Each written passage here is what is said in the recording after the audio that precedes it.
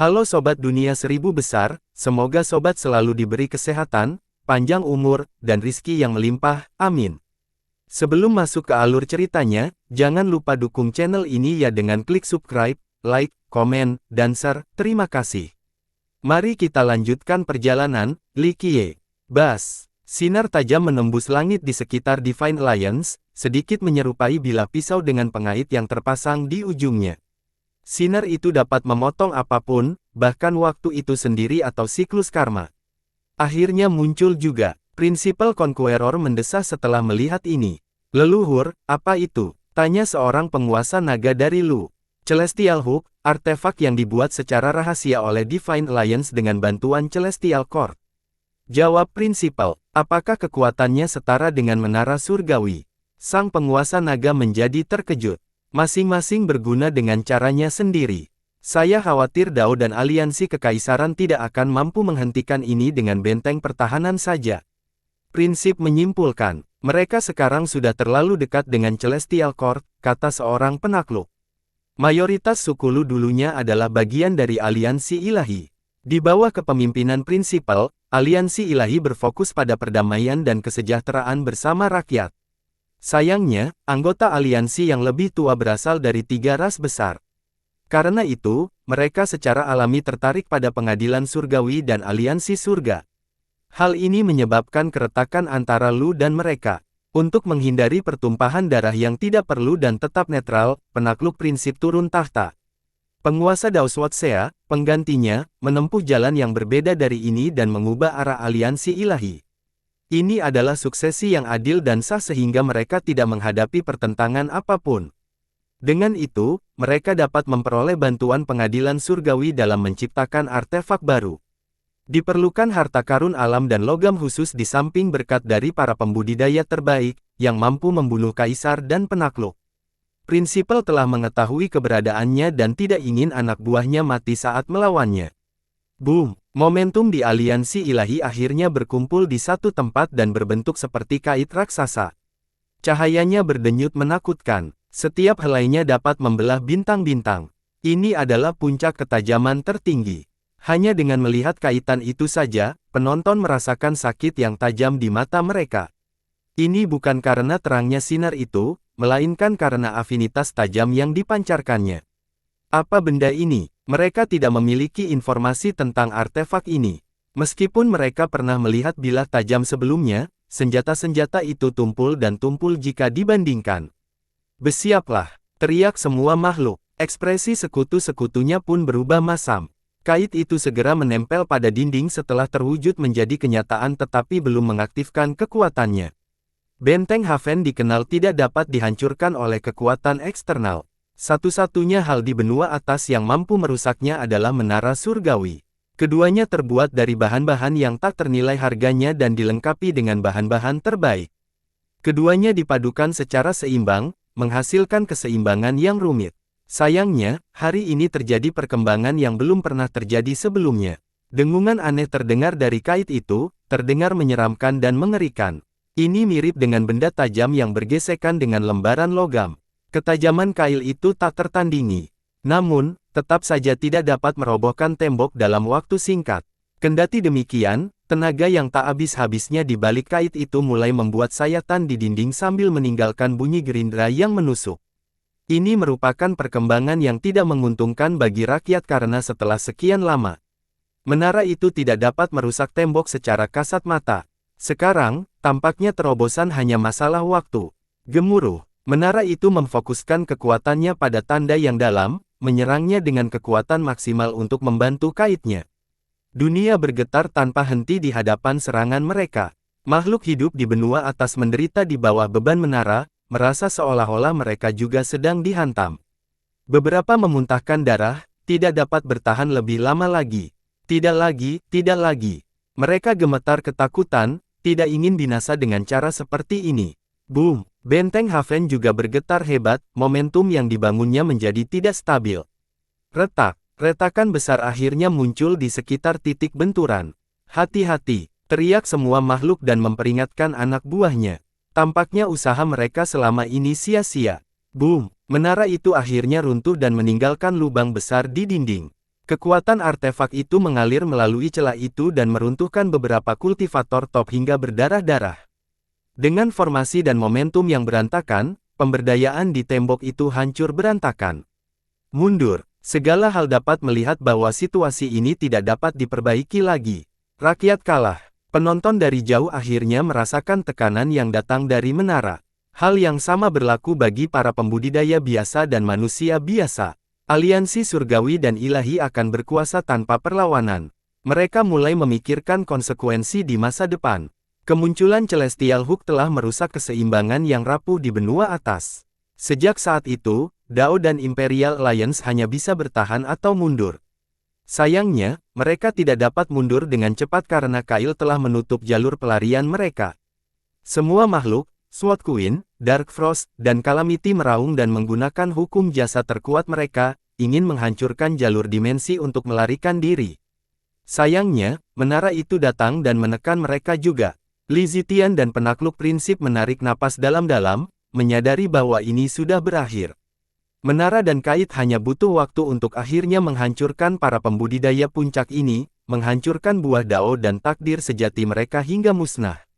Sementara itu, para anggota Divine dan Heaven memegang kendali penuh atas situasi tersebut. Meskipun demikian, Supreme dan sekutunya tetap berhati-hati dan mengamati kekuatan lain di luar medan perang. Jika Azure Peak dan Purell mengambil tindakan, perhatian mereka mungkin akan teralihkan sehingga semua hal bisa terbebas. Pihak-pihak yang netral saling bertukar pandang, menghitung langkah mereka selanjutnya dan siapa sekutu potensialnya. Dengan demikian, meskipun rakyat jelas-jelas kalah, ini tampaknya menjadi masa menunggu untuk pertempuran berikutnya. Saudara-saudara, tidak ada yang bisa menyelamatkan situasi ini.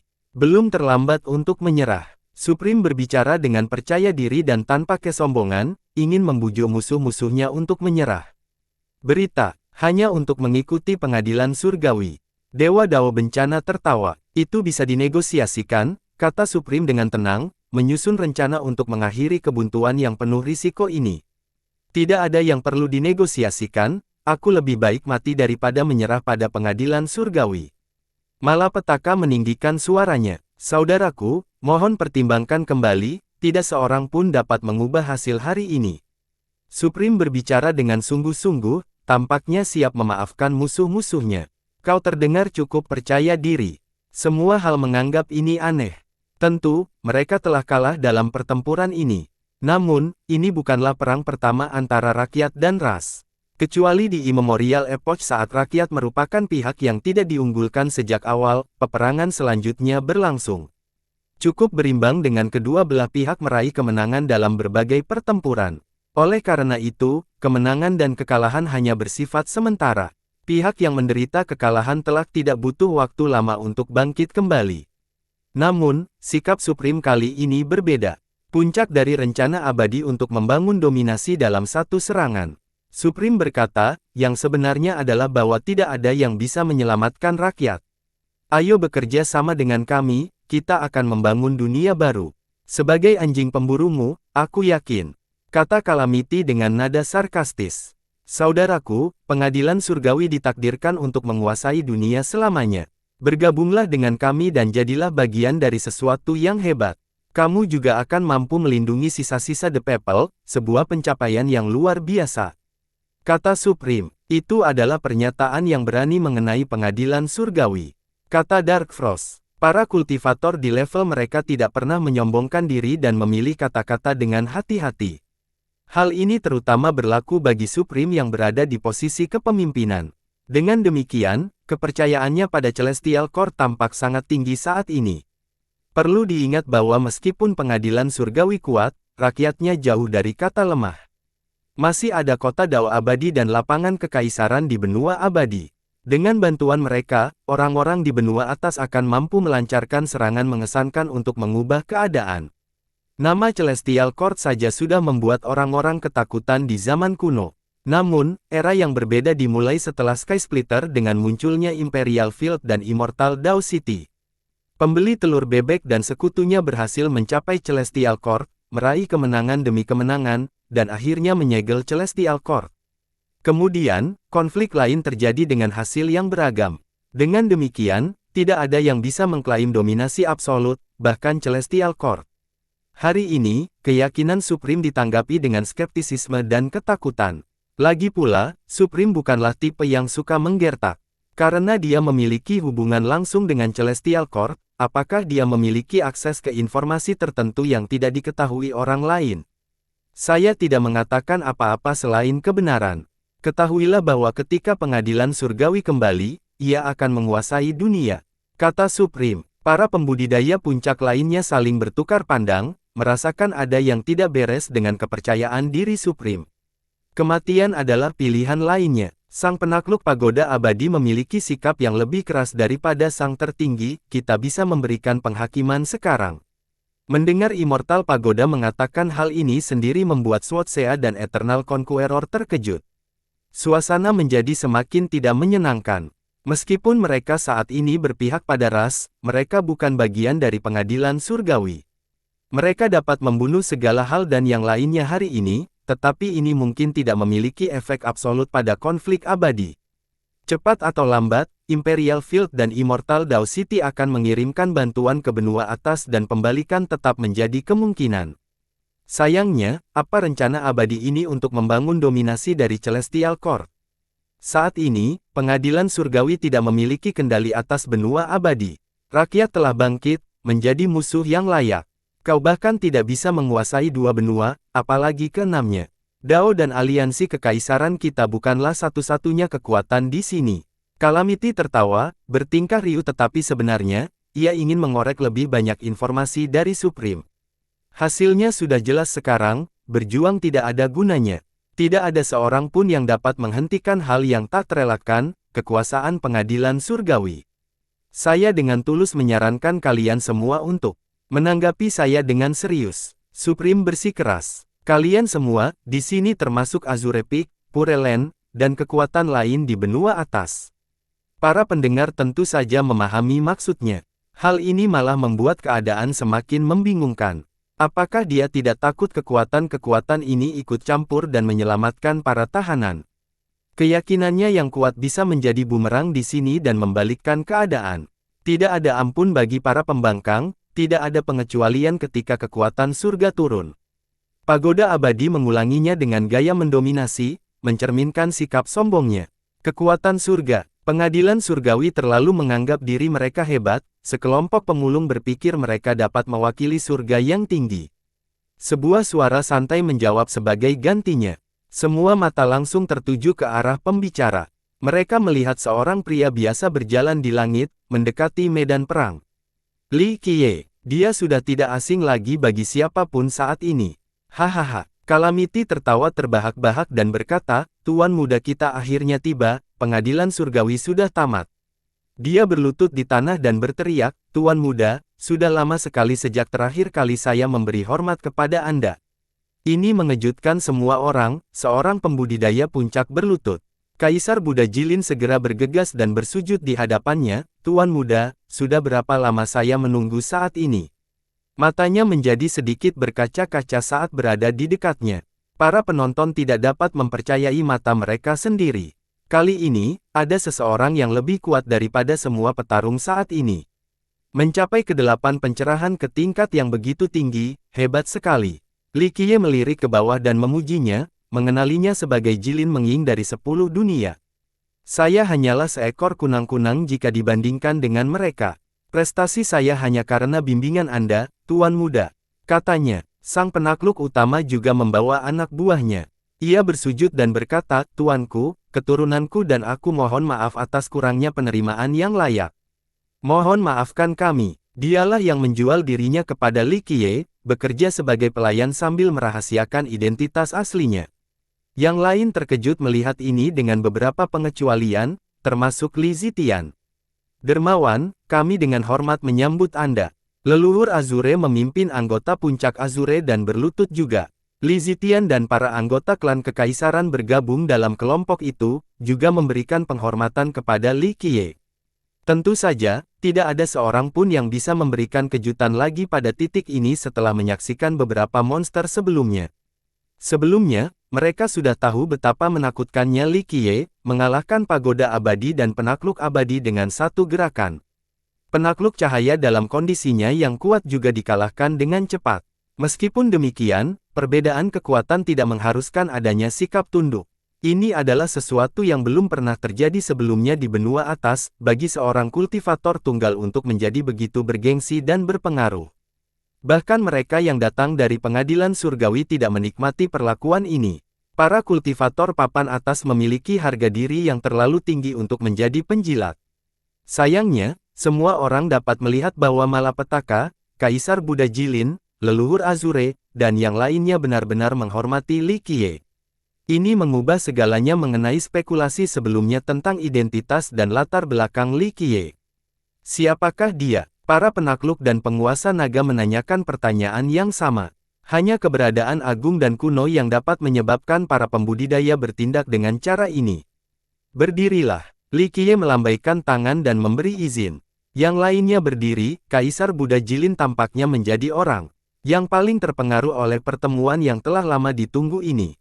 Ia tersenyum dan membelai rambutnya dengan lembut sebelum memasuki medan perang. Supreme dan rekan-rekannya terguncang secara mental melihat keterlibatan Li Qiye. Mereka tanpa sadar mundur selangkah. Anggota Heaven dan Divine Alliance yang lain merasakan hal yang sama, mereka merasa semakin sulit bernapas. Li Qiye masih tampak biasa-biasa saja tanpa aura atau kekuatan yang terpancar darinya. Ia tampak polos dan rendah hati, tak tertandingi oleh penakluk atau penguasa Dao manapun. Meskipun demikian, ada tekanan yang tak dapat dijelaskan seolah-olah surga yang tinggi itu sendiri menekan mereka. Mereka akan takut padanya bahkan tanpa melihat penghormatan yang ditunjukkan sebelumnya. Dia jelas seseorang yang berada di atas puncak. Mereka mengingat kembali sang penakluk cahaya dalam alam mimpinya, meminjam cukup kekuatan untuk melawan 4 kultivator puncak sendirian. Sayangnya, Li Qiye tetap menghancurkannya dengan mudah. Mereka merasa kecil dan tidak berarti untuk pertama kalinya saat menghadapi musuh yang mengerikan ini. Belum terlambat untuk berpencar. Mata Li Qiye mengamati kelompok itu. Sasaan tatapannya bergetar seakan-akan tatapannya saja dapat membunuh mereka. Mereka memiliki ekspresi serius, menyadari adanya pertempuran yang berpotensi fatal. Mereka unggul dengan menara dan kail, yang mampu membunuh penakluk atau penguasa Dao manapun dalam waktu yang cukup. Namun, mereka tidak yakin apakah ini akan berhasil pada Li Qiye. Tuan, tidak ada yang meragukan ketangguhanmu. Supreme menarik napas dalam-dalam, tetap bersikap tenang dan kalem meskipun menghadapi Li Qiye. Apakah sekarang kau berdiri di pihak rakyat? Seperti yang sudah kukatakan, aku tidak peduli dengan konflik kalian. Masalahku ada pada pengadilan surgawi.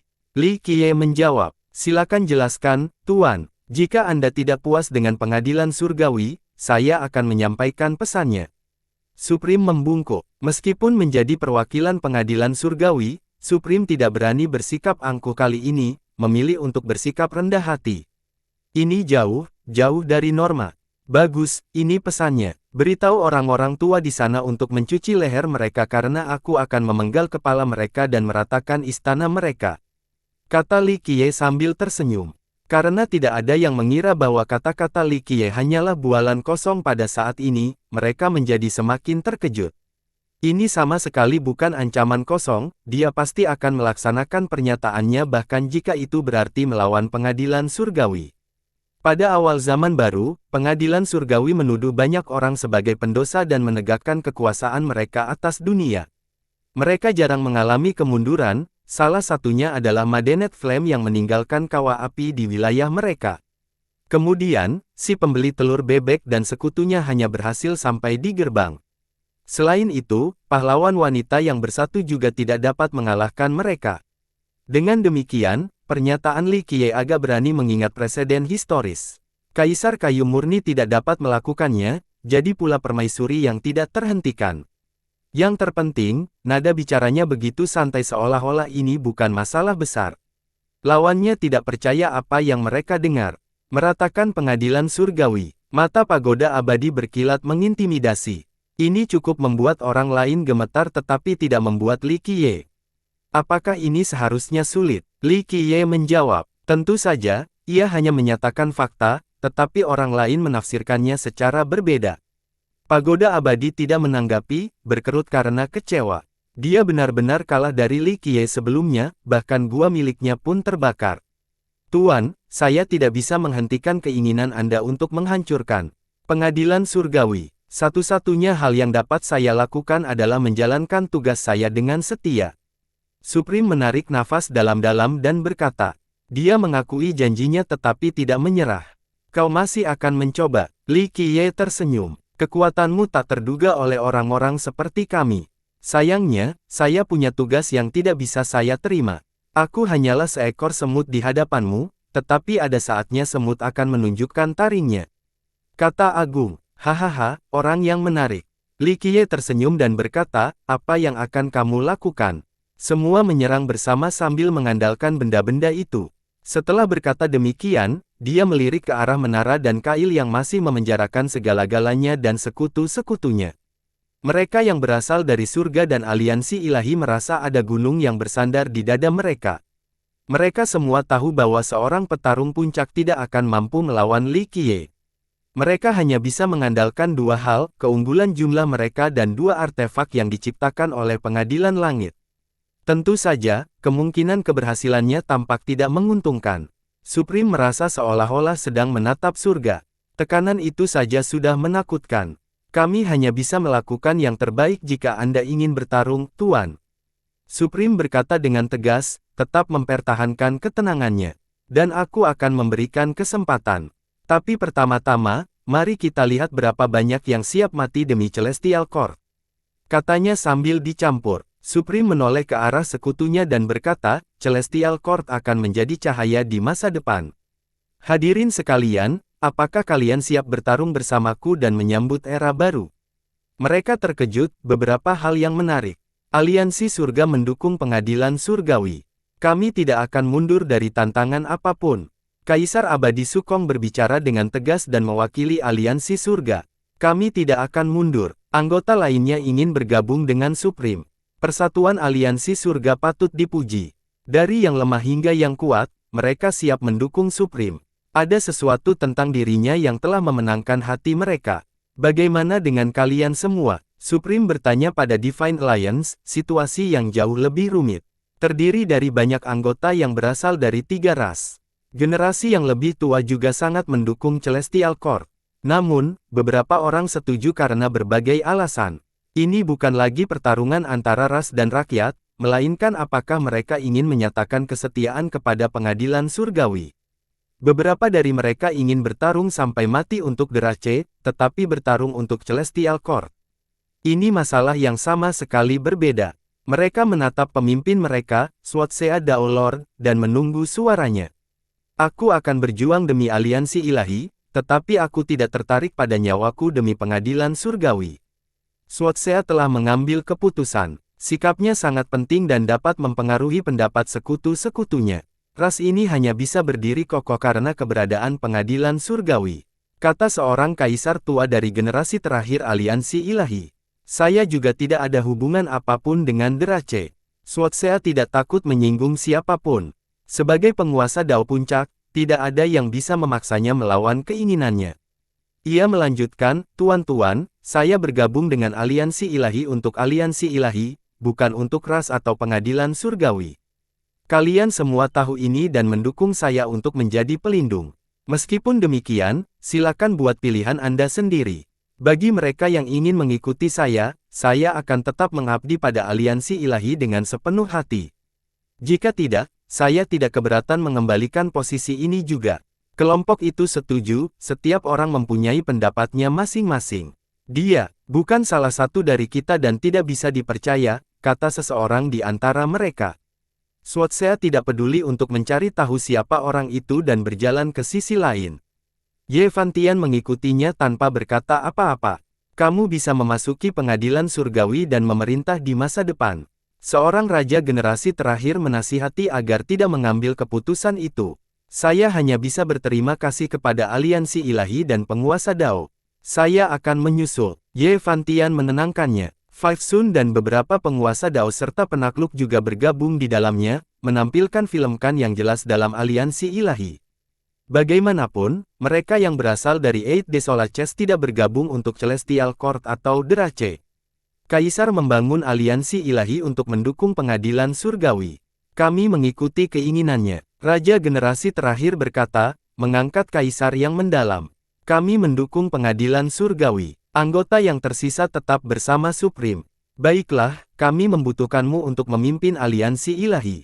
Kultivator tua lainnya bertanya kepada penakluk abadi yang belum mengambil keputusan. Mengingat status dan latar belakangnya, dia memang memenuhi syarat untuk menjadi penjaga baru aliansi ilahi. Saya datang untuk membayar utang dan itu sudah hampir cukup. Saya tinggal untuk berdiskusi dengan Dao Tuan, tetapi tolong cari orang lain karena saya tidak bertanggung jawab atas aliansi ilahi. Sayangnya, sang penakluk abadi menolak. Moral mereka menurun drastis karena mereka baru saja kehilangan 2 orang tetangga puncak dan beberapa orang lainnya yang memilih mengikuti Swatsea Dao Lord. Sayangnya, mereka tidak bisa berbuat apa-apa. Penakluk abadi bukanlah anggota aliansi ilahi dan datang ke sini hanya untuk membayar hutang. Yang terpenting, dia tidak pernah akur dengan pengadilan surgawi. Tidak masuk akal baginya untuk mempertaruhkan nyawanya demi usaha yang tidak diinginkan. Aliansi ilahi melihat dirinya sebagai ular tanpa kepala. Meskipun masih memiliki anggota yang kuat, ia membutuhkan seorang yang terampil untuk mengambil alih. Bagaimana denganku? Usul penakluk pagoda abadi, menyegarkan suasana yang suram. Dia adalah kesayangan surga, dipicu dengan bakat bawaan, jelas merupakan kandidat hebat untuk peran tersebut. Meskipun dia jelas-jelas berada di pihak aliansi rakyat dan surga, tidak ada yang mampu mengaturnya. Prestisenya di benua atas hanya bisa ditentukan oleh Supreme, kalau bisa. Faktanya, jika dia menunjukkan minat untuk memimpin aliansi surga, dia mungkin akan menjadi pemimpinnya. Namun, dia lebih suka mempertahankan guanya daripada berpartisipasi dalam politik. Para anggota aliansi ilahi tidak ingin bertanya lebih awal karena dia adalah bagian dari aliansi surga. Tidak adanya pemimpin mungkin akan menyebabkan lebih banyak keretakan dalam faksi mereka. Mereka mungkin akan mulai memperebutkan peran tersebut sebelum memiliki kesempatan untuk bersatu melawan Li Qiye. Kini, inisiatif yang sombong itu merupakan perkembangan yang menakjubkan. Ini juga akan meningkatkan hubungan antara surga dan aliansi ilahi. Para loyalis di aliansi ilahi sekarang dapat secara resmi bergabung dengan pengadilan surgawi. Kenetralan yang dibangun oleh sang penakluk prinsip kini telah sirna. Kerja keras selama bertahun-tahun sia-sia. Seorang penakluk yang menyaksikan kejadian ini mendesah. Aliansi ilahi tidak lagi sama setelah pengunduran dirinya. Tampaknya itu akan menjadi aliansi surga kedua, sepenuhnya mematuhi perintah pengadilan surgawi. Jadi ini jalan yang dipilih. Prinsipnya sendiri menghela napas penyesalan setelah melihat ini. Aliansi ilahi sekali lagi bersatu dengan kepemimpinan baru ini, menjadi bagian dari pengadilan surgawi. Para pembangkang telah pergi bersama penguasa Dao Laut. Pedang, meninggalkan para loyalis di belakang. Meskipun mereka kehilangan sejumlah kultivator yang kuat, transformasi itu menyeluruh dan bisa dibilang perlu. Hal itu membuat mereka semakin dekat dengan aliansi surga, yang memungkinkan mereka untuk memiliki tujuan dan strategi yang sama. Aliansi ilahi juga tidak akan menyerah. Para anggota sampai pada kesimpulan yang sama, mendorong Li Qiye untuk tertawa. Swatsea juga terkekeh, tidak lagi tertarik dengan aliansi saat ini. Saya tidak memihak siapapun, tetapi saya tetap ingin melihat kekuatan Anda, Tuan. Bolehkah saya mendapatkan hak istimewa ini? Dia tertawa dan bertanya pada Li Qiye. Dia tidak takut meskipun Li Qiye berulang kali menang atas para kultivator tingkat atas. Semua orang tahu bahwa dia berada di atas level ini. Kau mencuri kata-kata dari mulutku. Eternal Conqueror menambahkan, kenapa tidak, satu persatu atau semuanya? Li Qiye tersenyum, menyarankan sesuatu yang hanya bisa dilakukannya. Tentu saja, tidak ada yang mempermasalahkan sikapnya yang mendominasi saat ini. Begitulah seharusnya. Kesampingkan pendirian kita, siapa yang tidak ingin melawanmu dan belajar, Tuan? Kata Supreme, 1 lawan 1, aku punya teknik yang ingin ku coba. Pagoda abadi yang angku berkata, aku yakin itu adalah batas Dao, Tuan. Keduanya mengesampingkan perseteruan untuk saat ini dan ingin mempelajari lebih lanjut tentang misteri Grand Dao. Mereka berbicara dari sudut pandang seorang penakluk dan Raja Naga, bukan utusan pengadilan surgawi dan pemimpin aliansi ilahi. Mereka menjadi junior yang bersemangat untuk belajar di hadapan seorang guru yang terhormat. Hanya sedikit yang benar-benar memiliki niat untuk menantangnya demi Dao. Begitu ya, aku akan menurutinya karena ini mungkin permintaan terakhirmu. Li Qiye tersenyum. Kata-kata yang mengancam itu membuat para pendengar ketakutan. Meskipun demikian, para penantang sebenarnya tidak berniat mundur. Belajar Dao di pagi hari dan mati di malam hari, aku merasa puas dengan itu. Pagoda Abadi tertawa dan menyatakan. Perkataannya bergema di pikiran setiap orang, menyebabkan mereka menyadari betapa seriusnya situasi ini dan mengingatkan mereka pada sesuatu yang tertentu. Banyak penakluk dan penguasa Dao telah melupakan frasa ini dan pola pikir ketika mencari Dao. Setelah mencapai level ini, mereka menganggap diri mereka tidak dapat dihentikan dan berhenti belajar secara aktif dari orang lain. Kultivasi menjadi usaha pribadi karena siapa yang memenuhi syarat untuk mengajari mereka Dao. Sayangnya, mereka teringat masa-masa awal ketika mereka sangat senang mendengarkan ceramah Dao, berharap memperoleh sedikit Dao setiap hari. Ini adalah aspirasi awal mereka selama perjalanan mereka. Sayangnya, semakin lama mereka bepergian, semakin mereka melupakan perasaan ini. Yah, tidak ada yang bisa membantahnya. Suotsea tidak bisa menahan tawa, aku juga akan puas. Biarkan aku pergi dulu. Tidak ada perintah, serang saja sesuka hati, bagaimana? Supreme yang selalu menyendiri dan tenang mendapatkan kembali gairah muda yang bisa dilihat oleh siapapun. Lakukan sesukamu. Li Qiye tersenyum. Baiklah, aku akan mulai, aku akan menunjukkan kepadamu pedang yang telah kucari sepanjang hidupku. Suotsea tidak bisa menunggu lebih lama lagi. Baiklah, kata Li Qiye. Para penonton menyaksikan dengan napas tertahan karena teknik yang masuk ini tentu saja merupakan teknik terkuat milik Suotsea. Dao pedangnya berasal dari salah satu dari 9 jalan finalitas Kitab Suci Surgawi. Sebagai seorang kultivator puncak, ia seharusnya mampu menyalurkan potensinya. Dentang, dia menghunus pedangnya, tetapi hal itu tidak menjadi masalah karena sejak awal dia sudah menyatu dengan pedang itu. Sebenarnya tidak masalah apakah itu artefak pamungkas atau bilah besi biasa karena Suotsea adalah bilah itu sendiri. Dia berubah menjadi pedang Dao, menyerang hanya membutuhkan pikirannya, bukan senjata fisik. Penonton entah bagaimana lupa tentang identitas dan kekuatannya, hanya melihat sebilah pedang di hadapan mereka. Boom! 12 buah Dao miliknya menjadi cemerlang. Ia berdenyut terang dengan lautan energi sejati yang kacau. Pohon anima yang megah muncul di tengah istana takdir dan buah Dao miliknya. Pohon itu menerangi wilayah tersebut dan memberinya kekuatan luar biasa. Klang, daunnya mengubah langit dan bumi menjadi bilahnya, serangan yang maha kuasa dan ada di mana-mana. Jika dia membayangkan pedangnya menusuk lawan, itu akan terwujud menjadi kenyataan. Para penonton merasakan kehadiran pedang Dao miliknya dan menatap ke langit, lautan pedang dapat terlihat, terus meluas. Akhirnya, pedang ini ada di mana-mana, bahkan seorang yang abadi tidak akan dapat berjalan maju tanpa tertusuk. Teknik ini adalah perwujudan sempurna dari gelarnya, Suotsea. Oceanic Slash. Teriaknya tapi tak seorang pun bisa melihatnya karena banyaknya pedang. Pedang-pedang suci segera mengepung target. Seseorang membutuhkan kekuatan yang tak terhitung untuk lolos dari blokade. Sayangnya, mereka akan menemukan diri mereka terjebak di antara lebih banyak gelombang. Dentang. Dengungan pedang datang dari segala arah dan cabang waktu, masa lalu, sekarang, dan masa depan. Dahulu ada pendekar pedang yang tak terkalahkan, beberapa di antaranya mendominasi hari ini dengan pedang mereka, dan lebih banyak lagi yang akan melakukannya di masa depan. Semua pedang dan teknik mereka tercakup dalam serangan Suotsea. Oceanic Slash adalah awal dan tujuan akhir, yang berisi kedalaman tertinggi dari Dao ini. Ahli pedang lainnya termasuk Dark Frost, Sword Queen, dan Supreme merasa kagum. Mereka mengakui bahwa teknik ini saja sudah cukup untuk menambahkan Suotsea ke dalam daftar pengguna pedang terhebat sepanjang sejarah. Clang! Itu memotong semua dimensi dan garis waktu, hanya menyisakan kematian. Pisau jantung. Li Qiye tersenyum dan bergumam. Dia tidak membutuhkan apapun, tidak ada teknik atau pedang fisik. Selama hatinya menginginkannya, pikirannya akan berubah menjadi bilah pedang yang tak terlihat. Ini adalah kebalikan dari lautan pedang suci Suotsea yang tak terbatas. Serangan Li Qiye sama sekali tidak terlihat. Meskipun demikian, pedang itu melindunginya dari serangan Suotsea dan membuat para pembudidaya puncak tercengang. Dunia tidak akan dapat menemukan pedang yang lebih unggul. Daoku, sang penakluk abadi juga mengambil tindakan, memperlihatkan pohon animanya yang cemerlang. Dia melangkah maju dan melepaskan aura abadinya yang sempurna.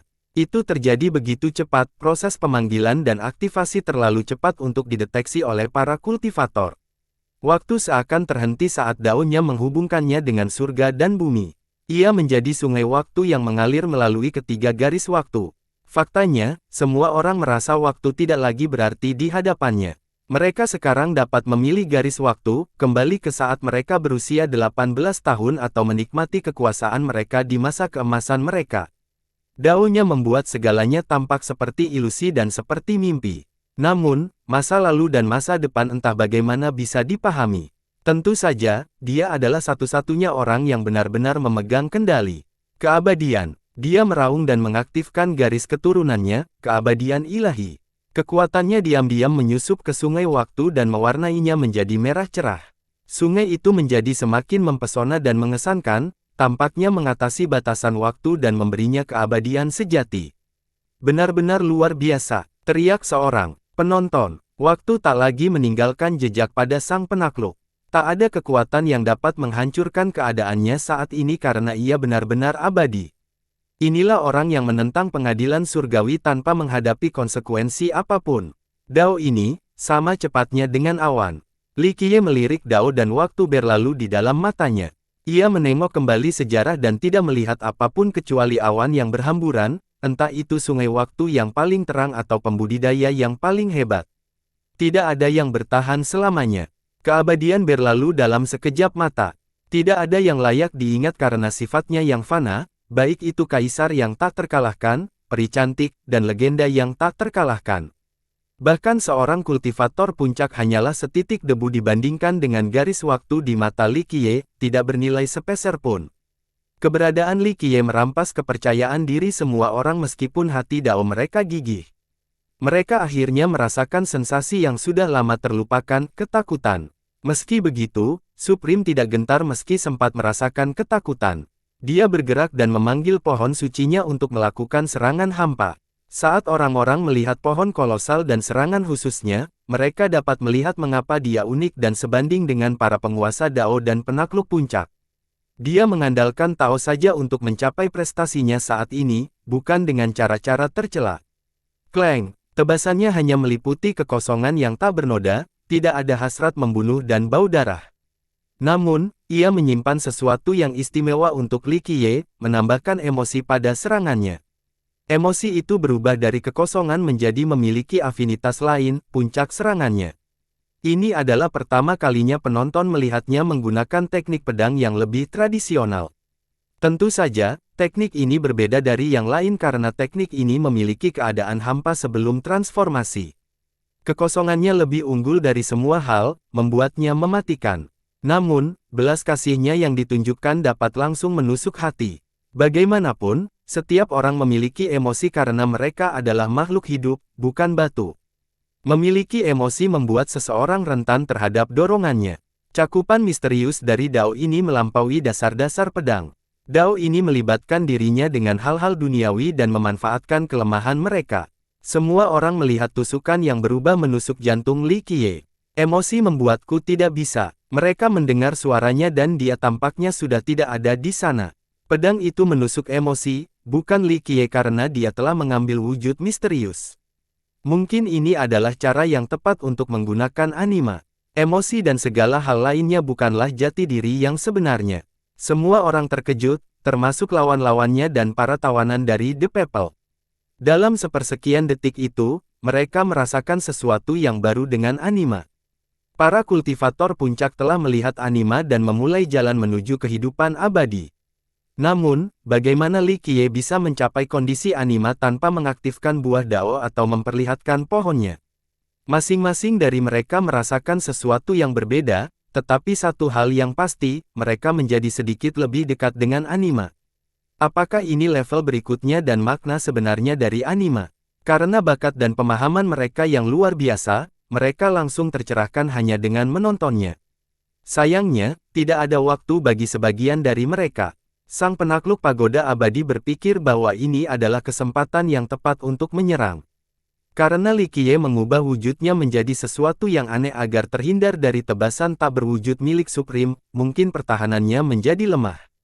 Giliranku, pagoda abadi memperlihatkan pohon animanya yang hanya memiliki satu buah dao. Buah yang terakhir berbeda dari yang lain, tampak lebih besar dan mengandung lebih banyak kedalaman dao. Jika satu buah dao saja dapat berisi satu dao agung tertinggi, buah dao ini pasti dapat berisi lebih banyak lagi. Buah purba, penonton terkagum-kagum saat melihatnya untuk pertama kalinya.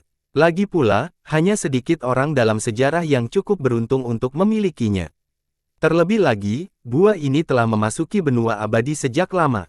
Pagoda abadi adalah satu-satunya yang memiliki buah ini di benua atas. Satu buah primordial saja sudah cukup bagi siapapun, tidak perlu mendapatkan 12. Kehadiran primordial menyelamatkan dunia dengan cara yang menekan. Cara kerjanya berbeda dari aura penguasa Dao atau penakluk 12 buah. Yang terakhir membuat semua orang merasa seolah-olah ada gunung besar yang menekan mereka. Sedangkan untuk buah primordial, tekanan ini berasal dari darah, bakat, asal-usul, dan pemikiran mereka sendiri. Tekanan ini tidak dapat ditahan. Bagaimanapun, seseorang dapat mendorong atau memikul gunung. Dalam kasus ini, perlawanan tampak sia-sia karena berasal dari sumbernya. Seorang penggarap 12 buah mungkin tidak dapat menghentikan tekanan ini dengan mengaktifkan kekuatannya sendiri. Para penguasa dan penakluk Dao menarik napas dalam-dalam, menyadari bahwa buah primordial benar-benar tak tertandingi. Hanya auranya saja yang lebih unggul dari mereka. Ledakan. Sebuah pagoda abadi muncul dan memanggul buah purba. Artefak ini tidak termasuk dalam dunia fana, tampaknya berasal dari alam yang lebih tinggi dan memiliki potensi destruktif yang tak terhitung. Ia menjadi penguasa ruang angkasa, pembawa kematian. Di atas abadi, dia mengirim pagoda itu ke arah Li Qiye dengan menggunakan teknik terkuatnya. Pagoda itu menggunakan dao primordialnya yang agung. Kekuatannya meletus dan dapat menghapus semua sumber kehidupan sejak masa pertumbuhan. Beyond Immortal adalah bukti keefektifannya. Bagaimanapun, seorang yang abadi dulunya adalah bayi yang fana, bukan sesuatu yang sulit dihancurkan. Ledakan. Kerumunan itu menjadi mengejutkan karena mereka masih merasakan menara itu menghancurkan sumber ledakan. Meskipun ada hal lain yang ditekankan, Li Qiye hanya mengangkat tangan seperti seseorang yang mengangkat secangkir teh dengan anggun. Lengan bajunya menutupi langit dan menyegel semua arah, mencegah kekuatan apapun untuk mendekatinya. Termasuk pagoda yang diperkuat oleh kekuatan purba dari sang penakluk. Hanya penguasa Dao bencana yang mampu menghentikan serangan ini, namun Li Qiye mampu melakukannya hanya dengan lengan bajunya. Ia kemudian menggenggam tangannya karena ia tidak membutuhkan apapun lagi untuk menghadapi para pembudidaya puncak ini.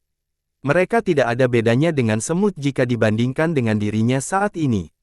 Dia masih tampak riang meskipun menghadapi serangan yang mampu menghancurkan benua atas jika dibiarkan tanpa kendali. Ledakan. Lengan bajunya mengeluarkan gelembang dahsyat yang mampu menopang dunia. Semua makhluk hidup tersapu dari tanah, termasuk burung dan ikan. Hal ini menyebar ke seluruh 6 benua. Semua orang merasakan ketidakstabilan yang menakutkan ini. Tentu saja, Swatsea, Supreme, Eternal, dan Immortal Pagoda juga ikut terlempar. Mereka menempuh jarak puluhan ribu mil sebelum stabil. Sayangnya, vitalitas dan organ dalam mereka bergetar hebat, menyebabkan mereka muntah darah. Hanya lambaian tangan dari Li Qiye saja sudah mampu menghalau serangan mereka dan memaksa mereka mundur. Bersambung.